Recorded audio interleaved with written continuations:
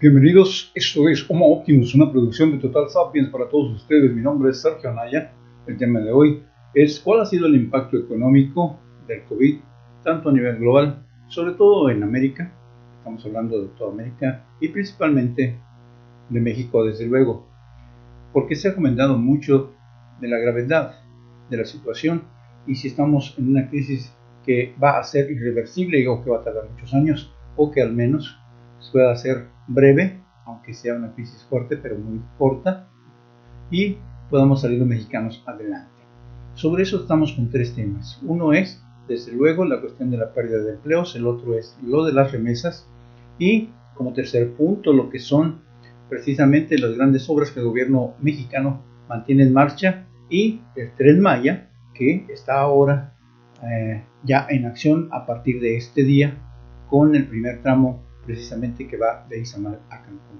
Pero vamos parte por parte para que ustedes vean cómo se maneja la información y qué es lo que se está hablando al respecto. En primer término, México está pagando la factura de la pandemia de COVID-19 con el cierre económico de abril que nos proporciona el INEGI, donde nos dice que 12.5 millones de personas del mercado laboral han quedado fuera.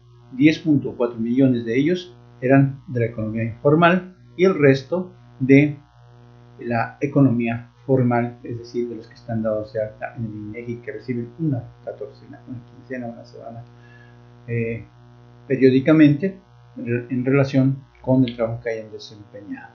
Esto es lo que dice el INEGI y vamos a analizar en profundidad lo que nos está diciendo. Efectivamente cayó la proporción de personas que tienen un trabajo o buscan uno. Lo hizo también la informalidad. Se incrementó la subocupación y ahora en ella se ocupan 1 de cada 4 trabajadores y bajaron los ingresos y en menor medida creció el desempleo. Eso es lo que reporta la encuesta telefónica de ocupación y empleo, la llamada EDOE. La instrucción más importante, nos dice el titular del INEGI, el señor Julio Santaella, la instrucción más importante dice, como población durante el mes de abril fue quédate en casa. Nos quedamos en casa y eso es lo que estamos capturando. Y tiene razón, y hay que verlo así de esa manera. Pero, lo que no hay que olvidar es que la informalidad ya estaba ahí y están en esa situación millones de trabajadores y millones de familias, precisamente por el pésimo desempeño de la economía mexicana, la falta de generación de empleos, por la brecha que hay en los ingresos de las pocas familias que son multimillonarias, no solo en pesos, sino en miles de millones de dólares, y el resto de la población que se tiene que conformar o ha tenido que hacerlo por lo menos hasta hace un año y medio con ingresos magros. El asunto es muy grave y esperamos que, así como ahora se toman en cuenta para tratar de hablar mal de la actual administración, en el futuro cercano, es decir, en este mismo mes o en julio o en agosto, cuando se vuelva a la normalidad, así sea con el mote de nueva normalidad, pues igualmente se tomen en cuenta porque los trabajadores informales van a salir otra vez a ganarse la vida una vez que la gran emergencia por el COVID-19 pase o por al menos quede, como dice el doctor López-Gatell, aplanada la curva de infecciones y en ese sentido podamos trabajar ya todos aquellos que tenemos la oportunidad de hacerlo. Entonces se deberá hablar y espero que el propio director del INEGI, presidente, como lo hace ahora, pues salga también y diga que se recuperaron esos 10.5 millones de empleos informales y que se tomen en cuenta los empleos que genera a través de las grandes obras, como lo es el Tren Maya, como lo es el Tren del Istmo, como lo es la refinería en Tabasco, como lo es el gran aeropuerto nacional que se está construyendo actualmente por parte de las Fuerzas Armadas. Eso es lo que debería contarse, ojalá que así sea. Por otro lado está la cuestión de las remesas, como decíamos. Los envíos de dinero de los trabajadores mexicanos en el extranjero, y estas son notas, les recuerdo, tomadas de La Jornada en este caso, pero puede ser de cualquier otro medio, impreso, radio, televisión o de las redes sociales. No estamos nosotros inventando, son datos concretos reales que se manejan en medios serios. Los envíos de dinero, dice, la jornada de los trabajadores mexicanos en el extranjero a sus familiares en México. Estuvieron en el primer cuatrimestre del año un incremento de 12.6% con respecto al mismo periodo del año anterior. Esto es lo que nos dice el Banco de México. Así de fácil, 12.6%, aunque aclara a continuación que el monto acumulado entre enero y abril de 2020, si bien alcanzó los 12.158 millones de dólares contra los 10.789 millones obtenidos en el mismo periodo del año anterior, el confinamiento sí ha tenido un impacto, sobre todo en el mes reciente, en los meses recientes, donde las remesas de los mexicanos, principalmente, obvio, provenientes de los Estados Unidos, pues registraron en abril una caída de 1.146 millones de dólares con respecto a marzo pasado. Así las cosas con las remesas. Sí, desde luego, era obvio que iban a caer las remesas. Y lo mismo que con la cuestión de los empleados informales. Estas remesas van a caer, pero les recuerdo que a partir del 1 de julio se iniciará nuevamente el Tratado de Libre Comercio con Estados Unidos y Canadá, de tal manera que podamos tener una recuperación nuevamente de la economía estadounidense, de los empleos en Estados Unidos, y en consecuencia los mexicanos podrán nuevamente enviar y alzar nuevamente la cifra de remesas que envían a nuestro país. En último término, nos queda la cuestión del Tren Maya, que ha sido severamente cuestionado por los opositores y esos mismos que destruyeron el país, esos mismos que se dedicaron a robar, a saquear, esos mismos corruptos que ahora salen a las calles a marchar en sus autos de lujo que no necesariamente ganaron de manera honesta. Así de sencillo. El presidente Andrés Manuel López Obrador dijo este lunes 1 de junio, el mes del padre, que se arranca la obra del tramo Izamales-Cancún del Tren Maya, una de las zonas turísticas más importantes del país, si no es que la más importante, un proyecto, dijo él, concebido para reivindicar al sureste del país. El sureste que había sido abandonado. No es que los habitantes del sureste de México no sean seres productivos, siempre lo han sido durante todos estos años.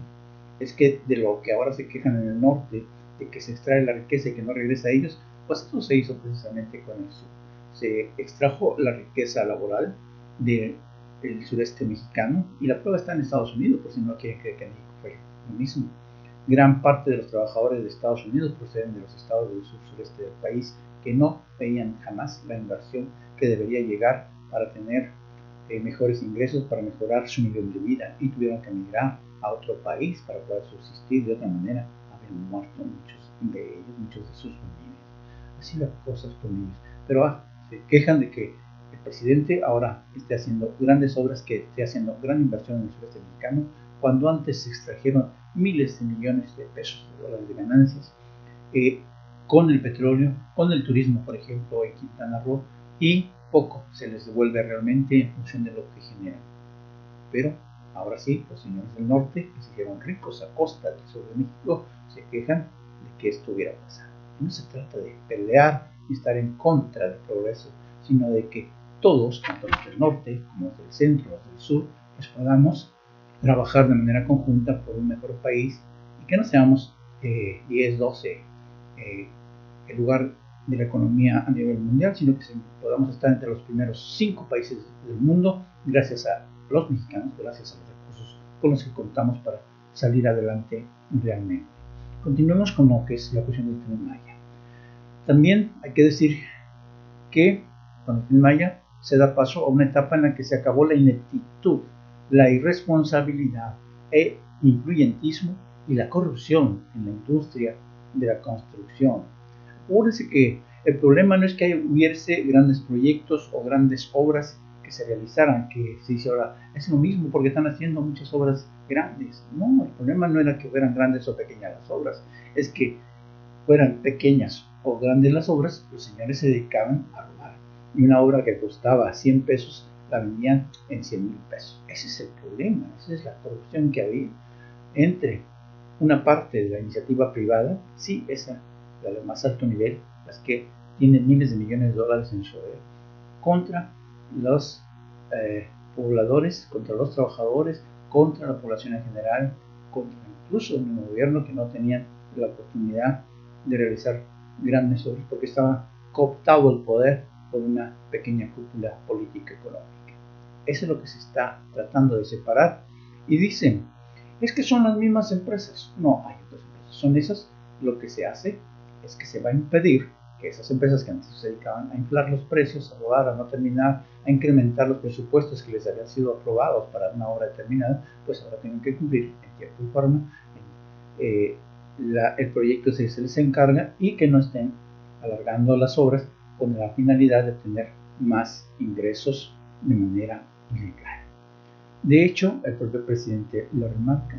¿Por qué? Luego de que la directora de Ingenieros Civiles Asociados, ICA, una de las empresas durante decenas de años en este país, Guadalupe Félix Marquein, empresa a la que se concedió este tramo, informó que el proyecto incluye 520 kilómetros de doble vía férrea y la ampliación a 4 carriles de la carretera de 224 kilómetros. A esto el presidente acotó que la compañía no podrá aumentar el precio y el tiempo de construcción pactados. Y cito textual, hay empresas irresponsables que han llevado a la cárcel a presidentes de otros países, altos funcionarios de esos países, caracterizadas esas empresas por la irresponsabilidad y la corrupción. Eso es lo que se está por presidente. Eso es lo que se está tratando de evitar en México y esperamos que efectivamente la actual administración, la cuarta transformación del país, cumpla con ello. Esa es la idea. Y para eso necesita el apoyo de todos los mexicanos y de la iniciativa privada, incluso las grandes empresas y consorcios, incluso también de esa élite que antes se beneficiaba de manera ilegal del producto de todos los mexicanos, del trabajo de todos los mexicanos, y que ahora puede colaborar de manera honesta y obtener las ganancias que corresponden a cualquier trabajo. Así como un trabajador gana, el empresario tiene que ganar también, pero que sea de una manera justa. El inversionista, lo mismo el que proporciona los recursos económicos y los que financia los proyectos, tiene derecho a una ganancia. Pero una cosa es tener una ganancia justa y otra, aprovecharse del pueblo, de la gente, de los trabajadores, de toda una nación, solo para beneficiarse unos pocos. Eso es lo que no debería suceder y esperamos que no pase más en este país. Yo los espero mañana y todos los días vamos a estar aquí de lunes a viernes llevándoles en esta nueva etapa, en el regreso a la nueva normalidad, después de haber pasado un largo periodo detrás de 4 paredes. Gracias y hasta la próxima.